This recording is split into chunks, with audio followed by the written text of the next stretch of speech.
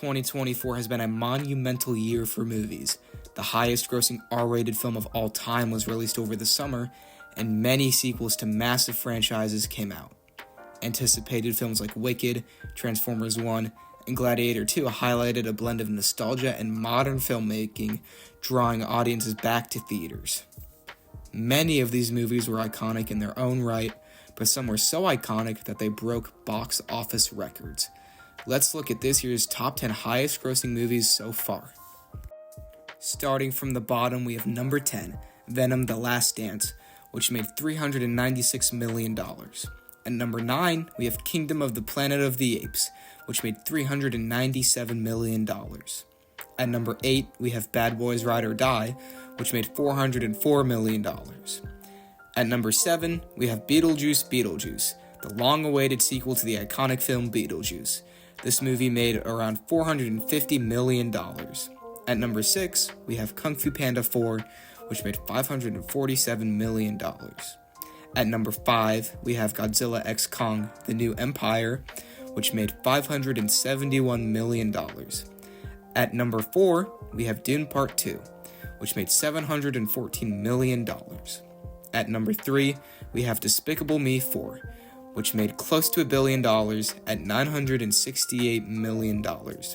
At number 2, we have the highest grossing R-rated film of all time, Deadpool and Wolverine, which made $1,337 million. And at number 1, we have Inside Out 2, which made $1,698 million. Some honorable mentions are Transformers 1, which made $128 million, The Wild Robot, which made $293 million, Smile 2, which made $124 million, and Joker 2, which made $206 million. Let's dive a little deeper. I had the pleasure of interviewing select students to discuss their feelings and opinions from their cinematic experiences this year. As previously mentioned, Deadpool and Wolverine was a global phenomenon, quickly dominating the summer box office and becoming the highest grossing R-rated film of all time. This movie has certainly made its mark. Fellow student and good friend Jacob Mack saw this movie, funnily enough with me, during its opening weekend. Let's hear what he has to say about it.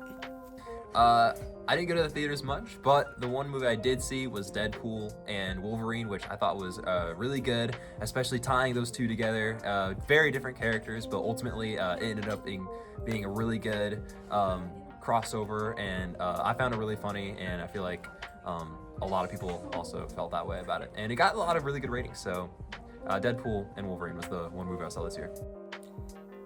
Thank you for your time, Jacob. Moving on, we have the long-anticipated sequel, Despicable Me 4. The movie's predecessors were global hits and created the cultural phenomenon that is the Minions. Did this movie live up to its expectations? Let's see what Maddie has to say. Despicable Me 4 was probably one of the best cinematic masterpieces I've ever seen in my entire life. My favorite part was that one part with the Minions. It was just so hilarious, and the movie was just overall perfect. I would give it a 10 out of 10. And I just thought the voice actors did incredible, Gru ate that up, and I really did truly enjoy it so much. And I loved when the Minions all came together and they were like celebrating. It was just perfect. It really truly brought tears to my eyes. Well, it sure does sound like Despicable Me 4 lived up to the hype. Another movie with similarly high expectations was Godzilla x Kong: The New Empire. This movie is the long-awaited sequel to the iconic 2021 movie Godzilla vs. Kong. This movie that released in 2021 was the first huge money-making movie post-COVID and is often called the savior of cinema. The sequel had high expectations. Let's ask my good friend Justin to see if they were met. Godzilla vs. Kong is a really interesting movie. It was the newest installment of the more modern series of the Godzilla movies, and it was mostly centered around the action and the fighting. I feel there wasn't a lot of plot development from previous movies, but the CGI and the effort put into the choreography was really good. I thought it was a very action-packed movie, and I felt like even if you don't follow any of the stories or anything, you'd be able to watch that movie and understand kind of what it's about and be able to enjoy it. I felt like the villain was really well plotted out, and I feel like the movie start to finish wasn't something that was dragged on. So I felt it was one of the better, more recent Godzilla movies. Sounds like a blast, Justin. Rounding out the group, we have another sequel, Kingdom of the Planet of the Apes. The fourth installment of the Planet of the Apes reboot series, this movie is set 300 years after the events of the previous. The franchise was acquired by Disney, and many fans had controversial opinions on where the film was headed. Did Disney make the right choice when creating this installment? Let's find out what dearly missed friend Chandler Dishman has to say. Hello, this is Chandler Dishman, and I am reviewing the movie Kingdom of the Planet of the Apes. My thoughts on it was, I'd give it like a 9 out of 10. It was visually stunning, and I really liked how they kept continuing on with like the story. It dives deep into power, morality, and survival. Performances were top-notch. They were very intense, and I really enjoyed it. If you like sci-fi, this movie is the one for you. Thank you, Chandler. We miss you dearly.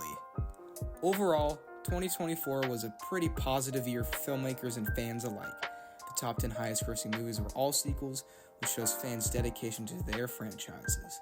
Certain films, like Deadpool and Wolverine, and as well as Inside Out 2, have definitely made an impact on cinema's history. Looking forward, we have movies like Sonic the Hedgehog 3, Kraven the Hunter, and Mufasa the Lion King. Fans worldwide are incredibly excited for these installments to be released, and we hope to round out 2024 with a bang.